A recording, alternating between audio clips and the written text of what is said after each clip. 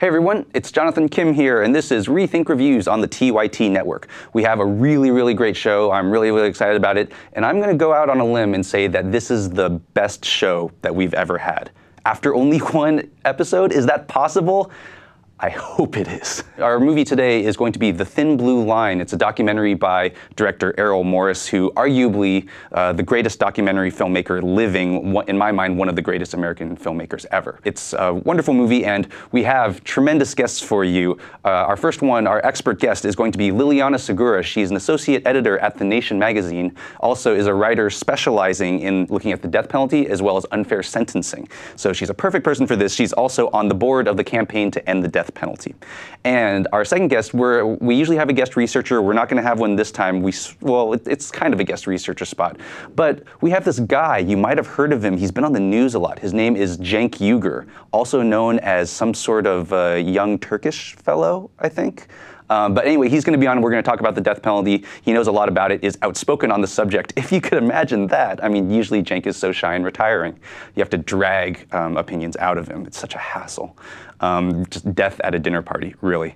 But anyway, so the movie The Thin Blue Line. Why did we pick this movie? Well, I was going to do another movie originally, but then the Casey Anthony verdict happened. I think all of you know about Casey Anthony. She was on trial for murder in Florida for allegedly killing her 2-year-old daughter, Kaylee. Many people were shocked at the verdict when she was found not guilty, even though it seemed like there was a lot of evidence and a pretty clear, compelling story about what might have actually happened, where she killed her daughter because she wanted to go back to a carefree lifestyle, and then lied about it to her parents and lied about it to investigators, and eventually the body of Kaylee was found about a month later, after she initially went missing, even though somehow Casey decided not to call the police about it.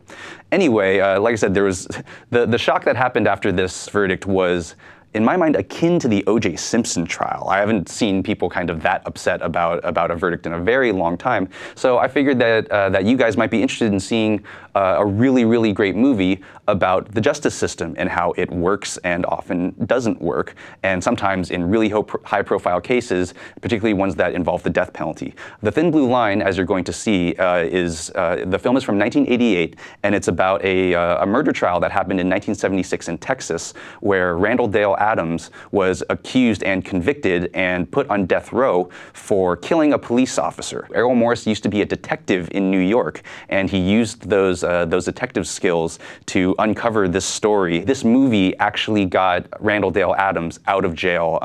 He was at that point serving a life sentence. His death sentence had been commuted, allegedly, so that way he would not get a retrial because they commuted his sentence. So anyway, this movie got Randall Adams out of jail. But interesting sort of postscript to that story is that Randall Adams, after being released from jail, went on to sue Errol Morris. Terms of that are a little bit kind of foggy about what happened, whether it was about Randall Adams thinking that, well, I'm in a movie, I mean, I'll bet this Errol Morris guy made a whole lot of money and I want to get a piece of that.